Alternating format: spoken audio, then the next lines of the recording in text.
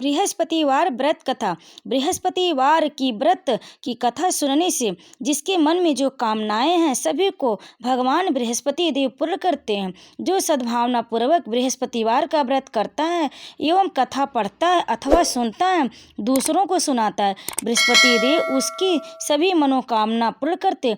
भगवान बृहस्पति देव उसकी सदैव रक्षा करते। संसार में जो मनुष्य सद्भावना से भगवान जी का पूजन व्रत सच्चे हृदय से करते हैं तो उनकी सभी मनोकामनाएं पूर्ण करते हैं।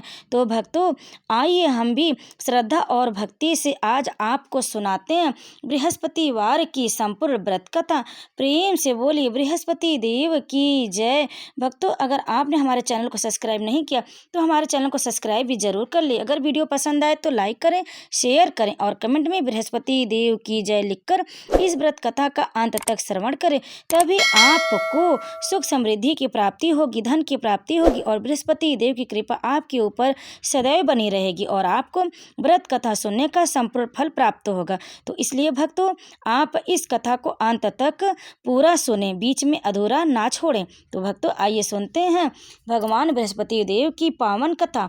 भारतवर्ष में एक प्रतापी और दानी राजा राज्य करता था। वह नित्य गरीबों और ब्राह्मणों की सेवा किया करता था। यह बात उसकी रानी को अच्छी नहीं लगती थी। वह न ही गरीबों को दान देती, न ही भगवान का पूजन करती थी और राजा को भी दान देने से मना किया करती थी।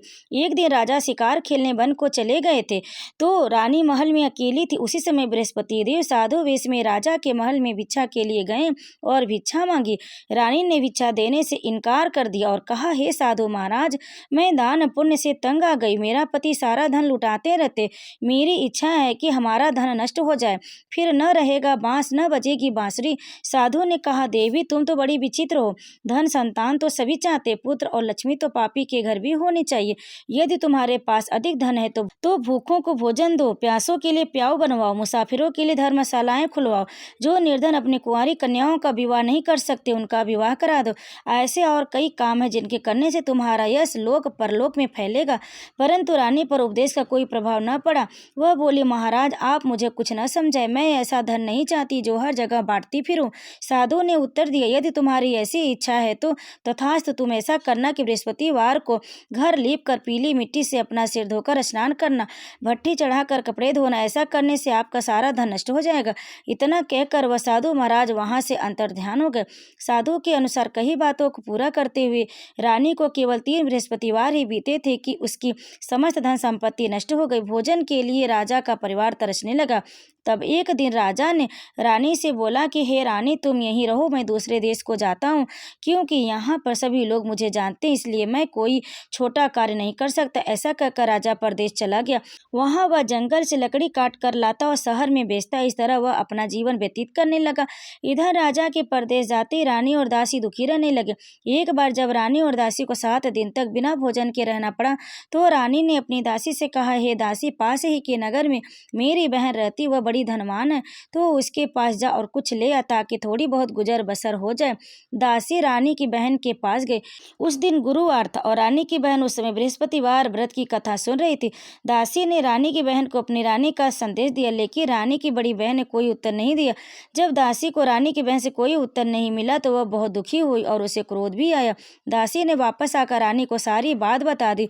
सुनकर रानी ने अपने भाग्य को कोसा। उधर रानी की बहन ने सोचा कि मेरी बहन की दासी आई थी परंतु मैं उससे नहीं बोली, इससे वह बहुत दुखी हुई होगी।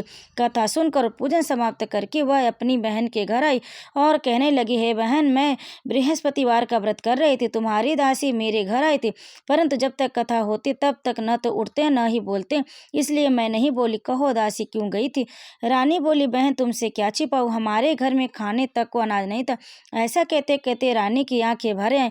उसने दासी समेत पिछले 7 दिनों से भूखे रहने तक की बात अपनी बहन को विस्तार पूर्वक सुना दी। रानी की बहन बोली, देखो बहन, भगवान बृहस्पति देव सबकी मनोकामना पूर्ण करते। देखो शायद तुम्हारे घर में अनाज रखा हो। पहले तो रानी को विश्वास नहीं हुआ, पर बहन के आग्रह करने पर उसने अपनी दासी को अंदर भेजा तो उसे सचमुच अनाज से भरा एक घड़ा मिल गया। यह देखकर दासी को बड़ी हैरानी हुई। दासी रानी से कहने लगी, हे रानी, जब हमको भोजन नहीं मिलता तो हम व्रत ही तो करते, इसलिए क्यों नहीं इनसे व्रत और कथा की विधि पूछ ली जाए ताकि हम भी व्रत कर सकें। सके। तब रानी ने अपनी बहन से बृहस्पतिवार व्रत के बारे में पूछा। उसकी बहन ने बताया, बृहस्पतिवार के व्रत में चने की दाल और मुनक्का से विष्णु भगवान का केले की जड़ से पूजन करें तथा दीपक जलाएं, व्रत कथा सुने और पीला भोजन ही करें। इसे बृहस्पति देव प्रसन्न होंगे। व्रत और विधि बताकर रानी की बहन अपने घर लौट गई। 7 दिन के बाद जब गुरुवार आया तो रानी और दासी ने व्रत रखा। घुड़साल में जाकर चना और गुड़ बीन लाई, फिर उससे केले की जड़ तथा विष्णु भगवान का पूजन किया। पीला भोजन कहाँ से आया, इस बात को लेकर दोनों बहुत दुखी थे। चूंकि उन्होंने व्रत रखा था इसलिए बृहस्पति देव उनसे बहुत प्रसन्न थे। इसलिए वे एक साधारण व्यक्ति का रूप धारण कर 2 थालों में सुंदर पीला भोजन दासी को दे गए। भोजन पाकर दासी बहुत प्रसन्न हुई और फिर रानी के साथ मिलकर भोजन ग्रहण किया। उसके बाद वे सभी गुरुवार को व्रत और पूजन करने लगे। बृहस्पति भगवान की कृपा से उनके पास फिर से धन संपत्ति आ गई, परंतु रानी फिर से पहले की तरह आलस्य करने लगी। तब दासी बोली, देखो रानी, तुम पहले भी इसी प्रकार आलस्य करती थी, तुम्हें धन रखने में कष्ट होता था, इस कारण सभी धन नष्ट हो गया। अब जब भगवान बृहस्पति की कृपा से धन मिला है तो तुम्हें फिर से आलस्य होता।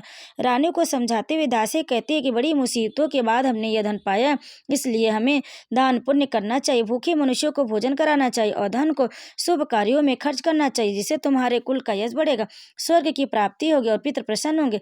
दासी की बात मानकर रानी अपना धन शुभ कार्यों में खर्च करने लगी, जिससे पूरे नगर में उसका यश फैलने लगा। एक दिन राजा दुखी होकर जंगल में एक पेड़ के नीचे आसन जमा कर बैठ गया। वह अपनी दशा को याद करके व्याकुल होने लगा। बृहस्पतिवार का दिन था। एकाएक उसने देखा कि निर्जन वन में एक साधु प्रकट हुए।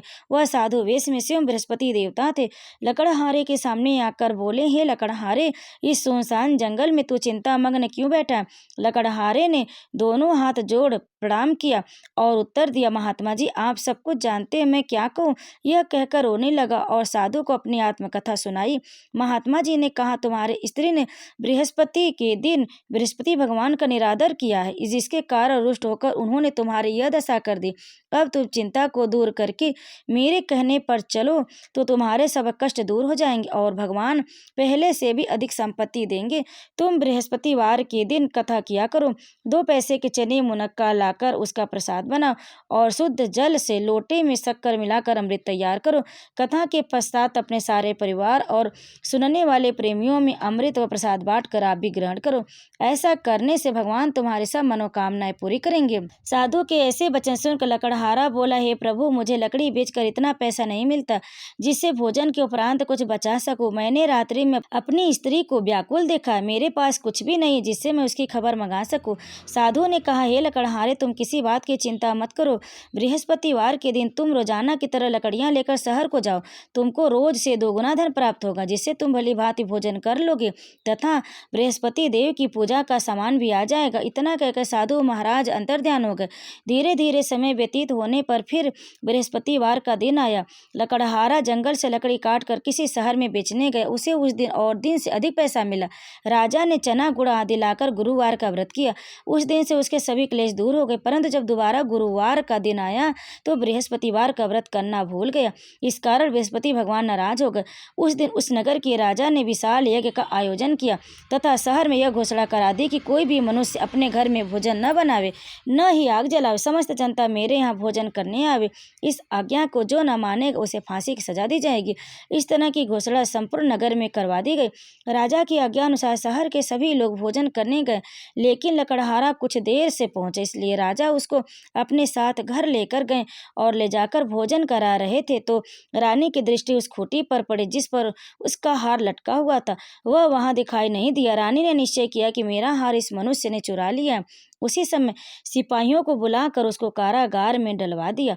जब लकड़हारा कारागार में पड़ गया और बहुत दुखी होकर विचार करने लगा कि न जाने कौन से पूर्व जन्म के कर्म से मुझे यह दुख प्राप्त हुआ, और उसी साधु को याद करने लगा जो कि जंगल में मिला था। उसी समय तत्काल बृहस्पति देव साधु के रूप में प्रकट हुए और उसकी दशा को देखकर कहने लगे, अरे मूर्ख, तूने बृहस्पति देव की कथा नहीं की, इस कारण तुझे दुख प्राप्त हुआ। अब चिंता मत कर। बृहस्पतिवार के दिन कारागार के दरवाजे पर 4 पैसे पड़े मिलेंगे, उनसे तो बृहस्पति देव की पूजा करना, तेरे सभी कष्ट दूर हो जाएंगे। बृहस्पतिवार के दिन उसे 4 पैसे मिले। लकड़हारे ने कथा कही। उसी रात्रि को बृहस्पति देव ने उस नगर के राजा को स्वप्न में कहा, हे राजा, तुमने जिस आदमी को कारागार में बंद कर दिया है वह निर्दोष है, वह राजा उसे छोड़ देना। रानी का हार उसी खूंटी पर लटका है, अगर तू ऐसा नहीं करेगा तो मैं तेरे राज्य को नष्ट कर दूंगा। इस तरह रात्रि के स्वप्न को देखकर राजा प्रातः काल उठा और खूंटी पर हार देखकर लकड़हारे को बुलाकर क्षमा मांगी और लकड़हारे को योग्य सुंदर वस्त्र आभूषण देकर विदा किया। बृहस्पति देव की आज्ञा अनुसार लकड़हारा अपने नगर को चल दिया। राजा जब अपने नगर के निकट पहुंचा तो उसे बड़ा आश्चर्य हुआ। नगर में पहले से अधिक बाग, तालाब, कुएं तथा बहुत सी धर्मशाला आदि मंदिर बन गई हैं। राजा ने पूछा, यह किसका बाग और धर्मशाला है? तब नगर के सब लोग कहने लगे, यह सब रानी और बांदी के। तो राजा को आश्चर्य और गुस्सा भी आया। जब रानी ने यह खबर सुनी कि राजा आ रहे हैं तो उन्होंने बांदी से कहा कि हे दासी, देख राजा हमको कितनी बुरी हालत में छोड़ गए थे, हमारी ऐसी हालत देखकर वह लौट न जाए, इसलिए तू दरवाजे पर खड़ी हो जा। आज्ञा अनुसार दासी दरवाजे पर खड़ी हो गई। राजा आए तो उन्हें अपने साथ लिवा लाए। तब राजा ने क्रोध करके अपनी रानी से पूछा कि यह धन तुम्हें कैसे प्राप्त हुआ?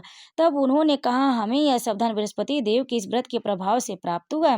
तब राजा ने निश्चय किया कि 7 रोज बाद तो सभी बृहस्पति देव का पूजन करते हैं, परंतु मैं प्रतिदिन दिन में 3 बार कहानी तथा रोज व्रत किया करूंगा। अब हर समय राजा के दुपट्टे में चने की दाल बधी रहती तथा दिन में 3 बार कहानी कहता।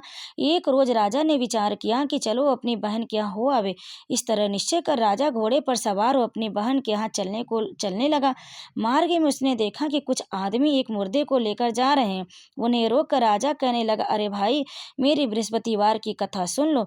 वे बोले, लो, हमारा तो आदमी मर गया है, इसको अपनी कथा की पड़ी। परंतु कुछ आदमी बोले, अच्छा कहो, हम तुम्हारी कथा सुनेंगे। राजा ने दाल निकाली और कथा आधी हुई कि मुर्दा हिलने लगा, और जब कथा समाप्त हुई तो राम राम करके मनु से उठकर खड़ा हो गया। आगे मार्ग में उसे एक किसान खेत में हल चलाता मिला। राजा ने उसे देख और उसे बोला, अरे भैया, तुम मेरी बृहस्पतिवार की कथा सुन लो। किसान बोला, जब तक मैं तेरी कथा सुनूंगा तब तक 4 हरैया जोत लूंगा, जाए अपनी कथा किसी और को सुनाना। इस तरह राजा आगे चलने लगा। राजा के हटते ही बैल पछाड़ खाकर गिर गए तथा किसान के पेट में बड़ी जोर का दर्द होने लगा। उस समय उसकी माँ रोटी लेकर आई। उसने जब यह देखा तो अपने पुत्र से सब हाल पूछा और बेटे ने सभी हाल कह दिया। तो बुढ़िया दौड़ी दौड़ी उस घुड़सवार के पास गई और बोली कि मैं तेरी कथा सुनूंगी, तू अपनी कथा मेरे खेत पर चलकर ही कहना। राजा ने बुढ़िया के खेत पर जाकर कथा कही, जिसके सुनते ही बैल उठकर खड़े हो गए तथा किसान के पेट का दर्द भी बंद हो गया। राजा अपने बहन के घर पहुंचा। बहन ने भाई की खूब आवभगत की। दूसरे रोज प्रातःकाल राजा जगा तो वह देखने लगा कि सब लोग भोजन कर रहे हैं। राजा ने अपनी बहन से कहा, कोई ऐसा मनुष्य है जिसने भोजन नहीं किया हो और मेरी बृहस्पतिवार की कथा सुन ले। बहन बोली, हे भैया, यह देश ऐसा ही है कि पहले यहाँ लोग भोजन करते हैं, बाद में अन्य काम करते हैं।